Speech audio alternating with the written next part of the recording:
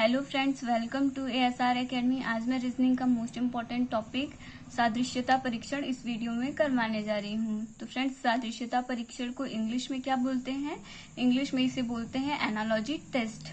आइए देखते हैं एनालॉजी टेस्ट में किस तरह के क्वेश्चंस पूछे जाते हैं या फिर इसका पैटर्न क्या होता है।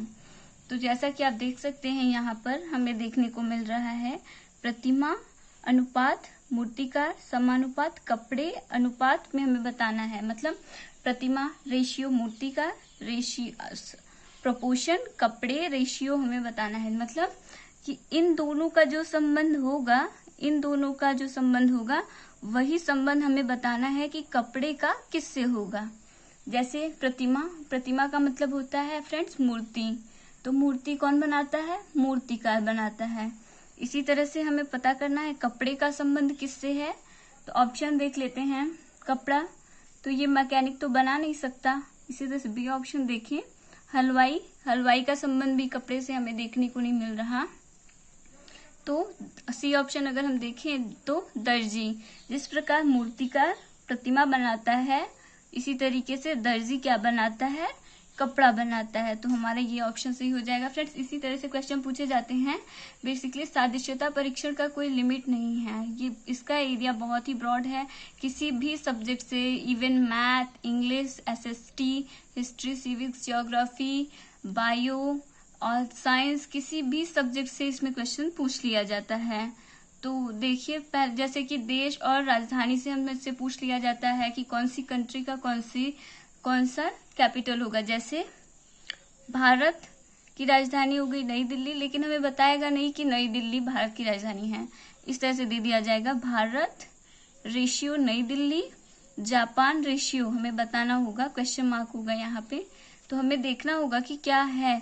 अगर हमें पता होगा कि भारत की राजधानी नई दिल्ली है तो फिर इटली की राजधानी हम रोम ऑप्शन से सिलेक्ट कर सकते हैं। लेकिन अगर हमें नहीं पता होगा कि क्या है भारत और नई दिल्ली के बीच में संबंध क्या है, तो फिर हम इटली और रोम के बीच में संबंध नहीं फाइंड कर पाएंगे।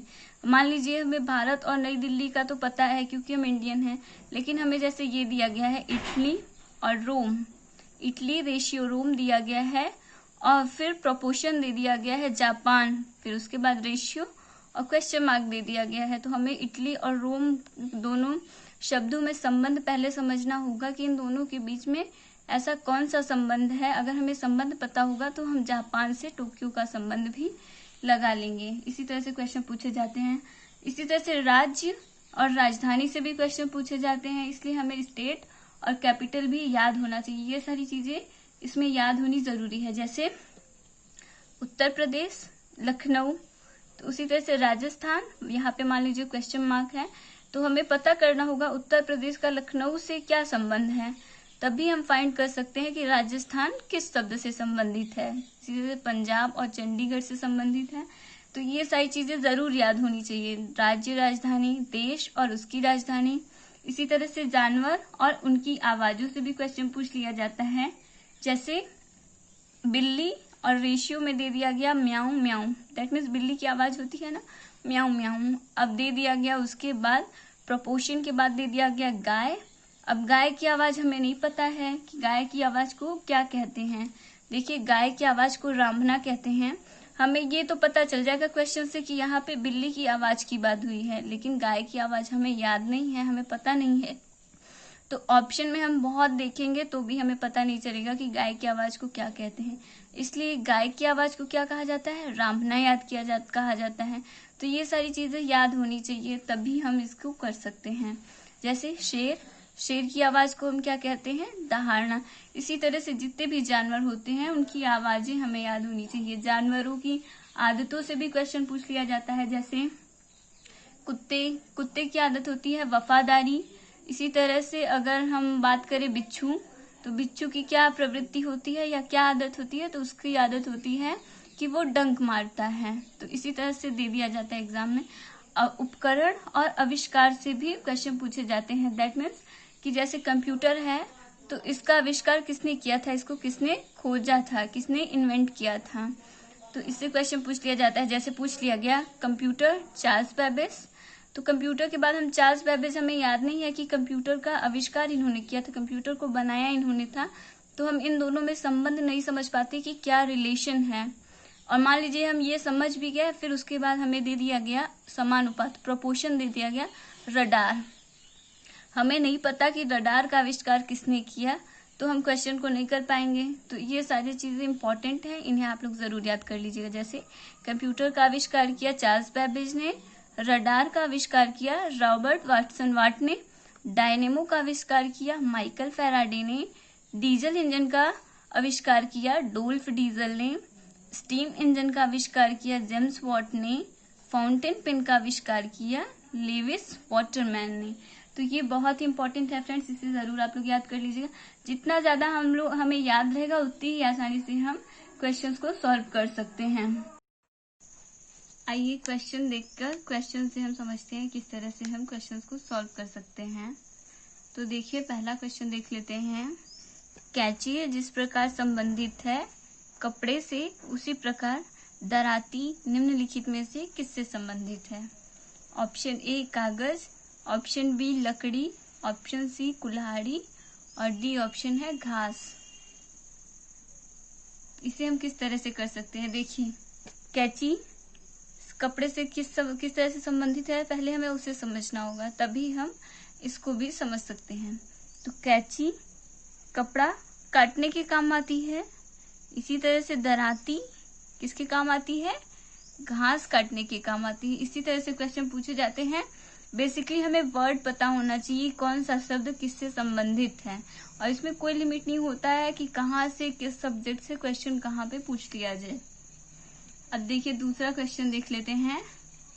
पैसा अनुपात संपत्ति समानुपात करोड़ा, और फिर उसमें अनुपात हमें बताना है कि क्या होगा। दैट मीन्स पैसा जिस प्रकार से संपत्ति से संबंधित है, उसी तरह से करोड़ा किससे संबंधित है? तो देखिए इसको हम किस तरह से कर सकते हैं। पैसा संपत्ति के अंतर्निहित होती है, दैट मीन्स संपत्ति के अंदर ही क्या होता है? पैसा आता है। इसी तरह से करुणा किसके अंतर्गत हमें देखने को मिलती है? दयालुता के अंतर्गत हमें देखने को मिलती है। अब नेक्स्ट देख लेते हैं। नेक्स्ट क्वेश्चन, फ्रांस अनुपात पेरिस, जर्मनी अनुपात हमें बताना है। अब देखिए इसमें हम किस तरह से संबंध फाइंड कर सकते हैं, इन दोनों में क्या रिलेशन है, पहले हमें इसे पता करना होगा, तभी हम ये जर्मनी का रिलेशन बाकी के ऑप्शन से समझ सकते हैं। तो मैंने आपको बताया था फ्रेंड्स कि आप ये जरूर याद होना चाहिए कि कौन से स्टेट का कौन सा कैपिटल होगा, या कौन सी कंट्री का कैपिटल कौन सा स्टेट होगा, तो ये पता होना चाहिए। जैसे फ्रांस और पेरिस का क्या संबंध है? फ्रांस की कैपिटल क्या है? पेरिस है। इसी तरह से जर्मनी का कैपिटल कौन सा है? अगर हमें याद रहेगा तभी हम समझ सकते हैं कि इन दोनों में क्या संबंध है। और मान लीजिए हमें संबंध पता भी चल गया, लेकिन हमें जर्मनी की राजधानी नहीं पता है, तो हम इसका आंसर सही नहीं कर सकते। तो देखिए फ्रांस का कैपिटल हो गया पेरिस, इसी तरह से जर्मनी का कैपिटल क्या हो गया? Option A Berlin. इसमें यही देखना होता है, जो संबंध हमें इन दोनों में देखने को मिल रहा है वही संबंध हमें इनमें देखने को मिलेगा। कई बार एग्जाम में ऐसा होता है कि इसका और इसका संबंध दे दिया जाता है और इसका संबंध हमसे इससे पूछा जाता है, और कई बार होता है कि इन दोनों का संबंध दे दिया गया होता है, तो इसके अकॉर्डिंग हमें यहाँ पर संबंध निकालना होता है। तो किसी तरह से भी दे सकते हैं, जैसे अल्फाबेट वाइज भी पूछ सकते हैं। अब देख लेते हैं नेक्स्ट क्वेश्चन। राष्ट्रपति से जिस प्रकार संबंधित है, उसी तरह से राज्य किससे संबंधित है? इसमें हमारे बेसिक नॉलेज को ही चेक किया जाता है कि आपके अंदर कितना ज्ञान है, कितना समझ है, कितना आप संबंध को समझ सकते हैं कि कौन सा चीज किसके साथ किस तरह से संबंधित है। जैसे राष्ट्र के लिए राष्ट्रपति होता है, उसी तरह से राज्य के लिए क्या होता है? ऑप्शन ए देखिए MP, option B MLA, option C राज्यपाल, ऑप्शन डी मंत्री। तो इसका राइट आंसर होगा फ्रेंड्स ऑप्शन सी राज्यपाल। जिस तरह से राष्ट्र के लिए राष्ट्रपति होता है, इसी तरह से राज्य के लिए क्या होता है? राज्यपाल होता है। नेक्स्ट देख लेते हैं पिरामिड, और दिया है इसका संबंध इजिप्ट से, उसी तरह से हमें बताना है एफिल टावर किससे संबंधित है। तो अब हमें पता नहीं होगा कि पिरामिड और इजिप्ट एक दूसरे से किस तरह से संबंधित है, या हमें याद नहीं रहेगा तो हम इसको नहीं कर पाएंगे। इन दोनों का जब हम रिलेशन फाइंड नहीं कर पाएंगे तो हम एफिल टावर का संबंध बाकी के ऑप्शन से नहीं कर सकते। तो देखिए पिरामिड हो क्या है, इजिप्ट है। पिरामिड जो है वो इजिप्ट में है। इजिप्ट मिस्र का एक स्थान है, प्लेस है। इसी तरह से एफिल टावर ये कौन से देश में है, तो ये फ्रांस में है। तो हमें देखना होगा कि पिरामिड का संबंध बताया जा रहा है इजिप्ट देश से कि ये इस देश में है। तो एफिल टावर भी हमारा किस देश में हो जाएगा, फ्रांस देश में। अब देख लेते हैं नेक्स्ट क्वेश्चन। नेक्स्ट क्वेश्चन है गतकाल का संबंध आगामी कल। गतकाल का संबंध हमें बताना है आगामी कल से जो संबंध है। उसी तरह से हमें बताना है कि मार्च का संबंध किससे है। जैसे यहाँ पे ए ऑप्शन है अप्रैल, बी ऑप्शन है मई, सी ऑप्शन है जनवरी और डी ऑप्शन है जून। देखते हैं इसे किस तरह से कर सकते हैं। यहाँ पे गतकल शब्द के अर्थ को समझना होगा, तभी हम क्वेश्चन को सॉल्व कर सकते हैं। गतकल का मतलब होता है बीता हुआ कल, और इसका संबंध किससे बताया गया है, आगामी कल से। तो बीता हुआ कल और आगामी कल के बीच में एक दिन आता है जिसे हम क्या बोलते हैं, आज। इसी तरह से मार्च के बाद एक दिन का गैप, दैट मीन्स हमें एक महीने का गैप करना होगा। तो इसका संबंध किससे होगा, अप्रैल को छोड़ दें तो मई से हो जाएगा इसका संबंध। तो बस हमें समझ विकसित करना है अपने समझ को कि कहाँ पे हम फाइंड कर सकते हैं रिलेशन, किस तरह से हम फाइंड कर सकते हैं रिलेशन। नेक्स्ट क्वेश्चन देखते हैं और इसमें हम देखते हैं कि किस तरह से रिलेशन फाइंड कर सकते हैं हम। जैसे स्याही का संबंध किससे है, कलम से। उसी तरह से रक्त का संबंध हमें बताना है कि रक्त किससे संबंधित है। तो देखिए स्याही किसके अंदर होती है, कलम के अंदर होती है। इसी तरह से रक्त किसके अंदर होगा, रक्त होगा चिकित्सा के अंदर तो हो ही नहीं सकता, डॉक्टर के अंदर तो हो ही नहीं सकता, और दान के अंदर भी नहीं होगा। जो संबंध हमें रक्त का कलम, स्याही का कलम से मिल रहा है, वही संबंध हमें रक्त का बनाना है। तो रक्त का संबंध हो जाएगा शिरा। स्याही कलम के अंदर होती है और रक्त किसके अंदर बहती है, तो वो हो जाएगा शिरा के अंदर। रक्त का सर्कुलेशन होता है ना, शिरा के अंदर ब्लड सर्कुलेट करता है। अब देखिए नेक्स्ट क्वेश्चन देखते हैं। मछली का संबंध जिस प्रकार पक्षी से है, बाकी के ऑप्शन में हमें देखना है कि जिस तरह से मछली पक्षी से संबंधित है, उसी तरह से कौन सा शब्द दूसरे शब्द से संबंधित है। ए ऑप्शन देखिए पनडुब्बी वायुयान, या फिर बस टैंक, या फिर तीसरा देखिए सड़क महानगर, और डी ऑप्शन देखिए जलयान ट्रेन।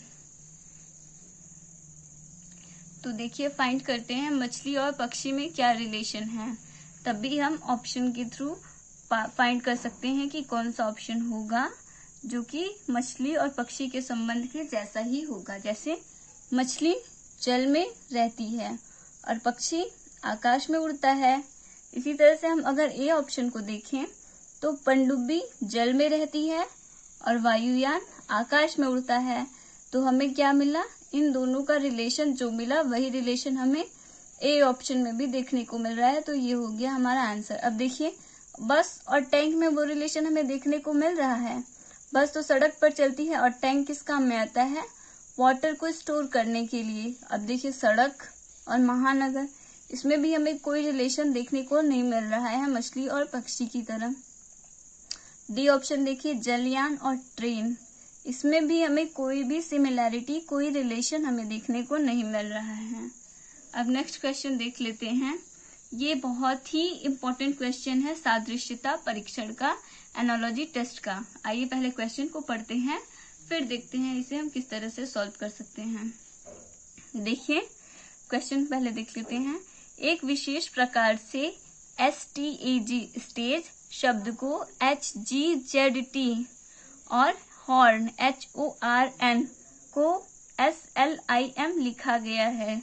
उसी कोड का प्रयोग कर नॉर्थ NORTH को किस प्रकार से लिखा जा सकता है।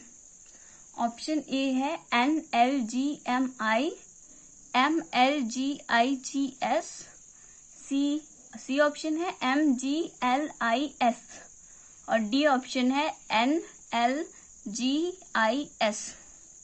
तो हमें क्या करना है, जो रिलेशन हमें स्टेज का HGZT से देखने को मिल रहा है और जो रिलेशन हमें हॉर्न का स्लिम से देखने को मिल रहा है SLIM से, वही रिलेशन हमें इसके साथ भी बनाना होगा। तो देखते हैं कि क्या किया गया है। सॉल्यूशन देखते हैं हम लोग। यहाँ पर हम सॉल्यूशन देख सकते हैं किस तरह से कर सकते हैं। जैसे लिखा गया है स्टेज STAG, इसको किससे रिप्लेस किया गया है? S को किया गया है रिप्लेस H से, और T को किया गया है G से, A को किया गया है Z से, और G को किया गया है T से। वहीं हॉर्न का अगर हम लोग देखें HORN, इसको किस तरह से रिप्लेसमेंट इसका हुआ है? देखिए, H को किया गया है रिप्लेस S से, हम देख सकते हैं, और O को किया गया है रिप्लेस L से, और R को किया गया है I से, और N को किया गया है M से। तो अब हमें बताना किसका है? नॉर्थ का। तो हम लिखेंगे नॉर्थ, NORTH। अब देखिए इसको हम किस तरह से कर सकते हैं। N की जगह पे देखिए हम देख सकते हैं यहाँ पर M लिखा गया है, तो हम लिख देंगे M। O की जगह पे हम देख सकते हैं L लिखा गया है, तो हम लिख देंगे L। R की जगह पे देखिए यहाँ पे क्या लिखा गया है? T लिखा गया है।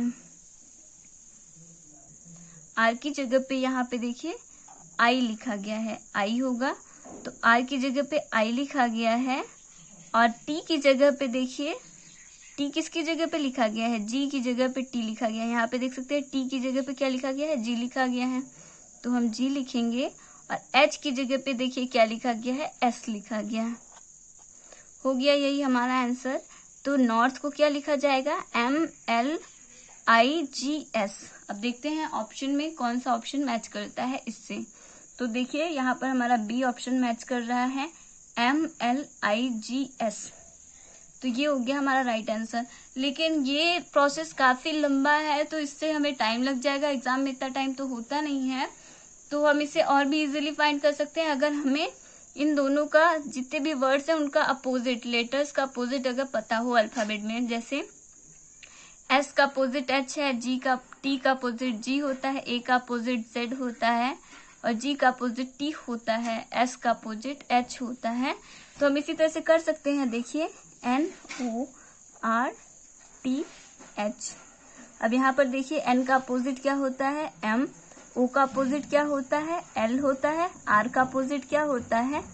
I होता है। और T का अपोजिट क्या होता है? G होता है। और H का अपोजिट क्या होता है? S होता है। और विपरीत अगर हमें याद है तो हम बहुत ही कम से कम टाइम में हम इसका आंसर निकाल सकते हैं। विपरीत का मतलब, जैसे A को अगर हम दाएं साइड से काउंट करें तो A का प्लेस क्या होगा? पहले नंबर पे होगा।